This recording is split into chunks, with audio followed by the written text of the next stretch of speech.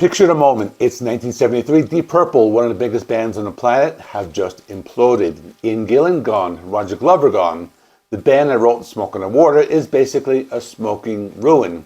So their management takes out a classified ad in a music magazine looking for a singer. A 22-year-old nobody answers it. What he recorded with his band 6 months later is, I'll argue today, every bit as good as Machine Head, maybe better. Most people have never heard it.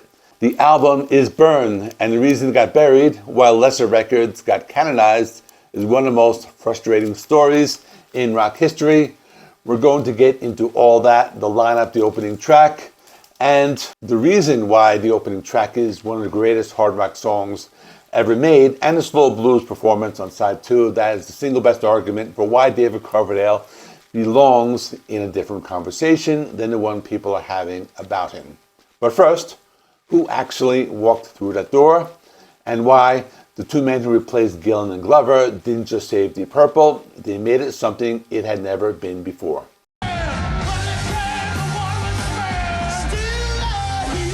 Before we even talk about the music, we have to talk about who walked in through the door, because the Mark III lineup of Deep Purple is one of the most criminally underappreciated configurations in rock history. David Coverdale was 22 years old. He had never recorded a professional album.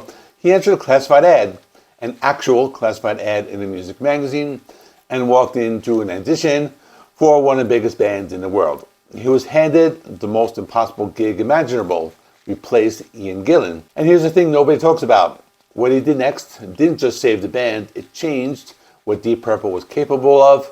We'll get there. And here's the hot take. He didn't just survive it, he thrived. Coverdale brought a rawness, a bluesy authority, and sheer vocal presence that was different from Gillan. It was good, but not lesser. The reason he's underrated to this day is simple. He's always judged against his predecessor rather than on his own terms. That's not fair. Judged on his own terms, Coverdale on Burn is a revelation. Then there's Glenn Hughes. If David Coverdale is underrated, Glenn Hughes is practically a secret. Hughes came from trapeze, brought a funk sensibility that had absolutely no business being in Deep Purple, and that's exactly what made it work. The man could play bass lines that would make James Brown nod his head, and then open his mouth and make you forget everyone else in the room. He is, and I will die on this hill, the single most talented musician who ever passed through the Deep Purple revolving door. And that includes some serious competition. Together, Coverdale and Hughes gave Deep Purple something they had never had before: two distinct, elite vocalists trading lines, harmonizing and pushing each other. But talking about it is one thing, you have to hear what it actually sounds like on tape. And the place to start is the opening track, which I'll argue is the greatest opening track on any hard rock album ever that was made.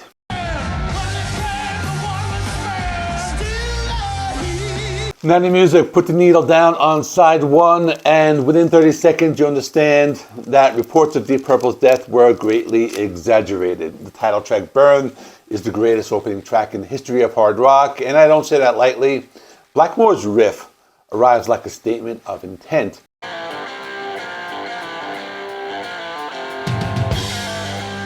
Fast, angular, almost baroque in construction, with John Lord's Hammond organ chasing it down like something escaped from a haunted cathedral.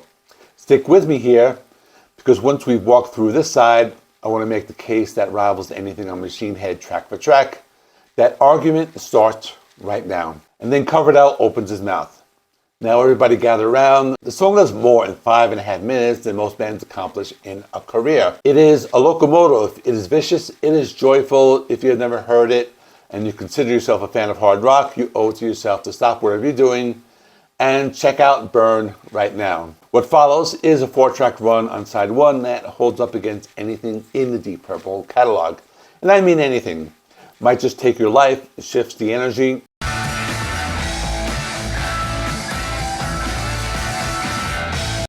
A mid-tempo rocker that showcases the Coverdale-Hughes tandem in a different register, and groovier, looser, but no less confident. It's the kind of track that reveals itself slowly. The more you listen, the more it gets its hooks in you. Then comes Lay Down, Stay Down,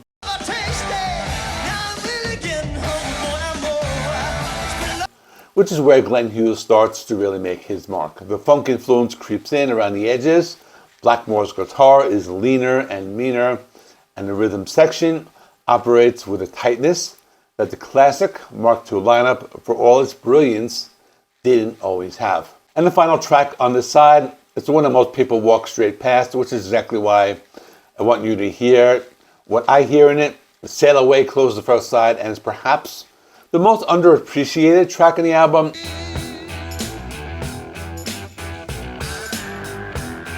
It breathes, it has space. Coverdale is given room to actually sing rather than just attack. And what he does with that room is quietly stunning. For a band known for a full throttle assault, Sail Away demonstrates that the Mark III lineup had genuine dynamic range. Side 1 of Burn is a complete artistic statement. 4 tracks, 0 filler, no mercy extended.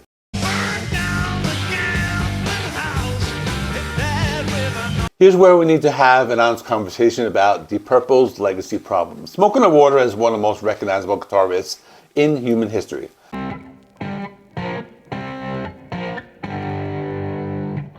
It's the first thing a million guitarists learn, it's inescapable, and it's done more damage to Deep Purple's broader reputation than any bad album or lineup change ever could. Because Smoke on the Water became so enormous, so embedded in pop culture, it collapsed the entire Deep Purple catalog into a single moment. The casual listener hears that riff and thinks they know everything they need to know. They don't reach for In Rock, they don't find Child in Time, they definitely don't find Burn. The gravity of that one song pulls everything else into its shadow. And here's the genuinely painful irony. Smoke on the Water is one of the least interesting things Deep Purple has ever recorded. It's a great riff attached to a fairly middling song. I know it's going to annoy some of you, but that's good because the flip side of that argument, what they made instead of chasing another radio hit, is what the second half of this video is really about. Meanwhile, Burn, Highway Stars, Space Truckin', Mistreated, tracks that operate on a completely different creative level, are known only to the devoted. And that's a crime.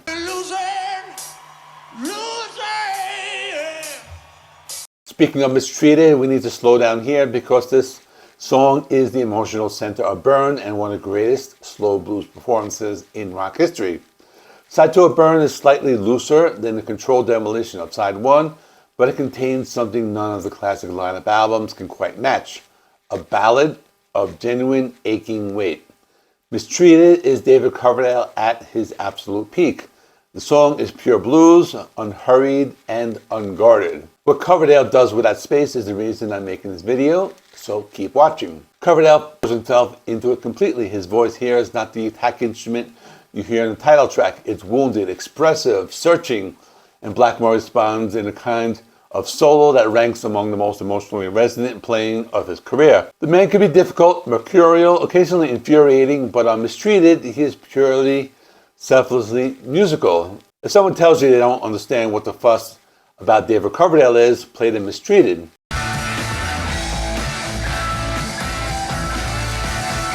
So where does Burn fit in the Deep Purple hierarchy? In Rock announced them raw, heavy, hungry, a band inventing a new kind of music in real time. Machine Head perfected that blueprint and produced the moment, the riff, the song, the legend.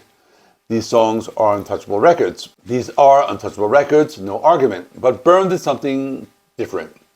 It proved the band could survive catastrophic loss, absorb new blood, and not just recover but evolve. The Mark III lineup brought textures, funk, blues, genuine vocal dynamics that the classic lineup never had. Burn is heavier in places than Machine Head. It's more emotionally varied than In Rock.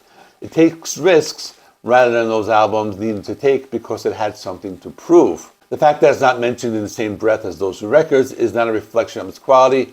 It's a reflection on how rock history gets written by the loudest narrative. The most iconic moment, the easiest story is that Gillan Glover, Smoke on the Water, is done. The real story is longer, stranger, and better, but deserved better from history. It still does. Go listen to it, front to back, side 1 to side 2, Burn to Mistreated, and the other songs I didn't mention, and tell me I'm wrong. Check out this playlist of more Check out this playlist of more Deep Purple album reviews. I have been doing them since the beginning, everything from Shades of Deep Purple up to burn, and I will continue. Thanks for watching. Please like the video. Helps me with the YouTube algorithm. Please subscribe if you're not already. I do rock and meta reviews, rankings, and more. Thanks for watching. See you in the next one.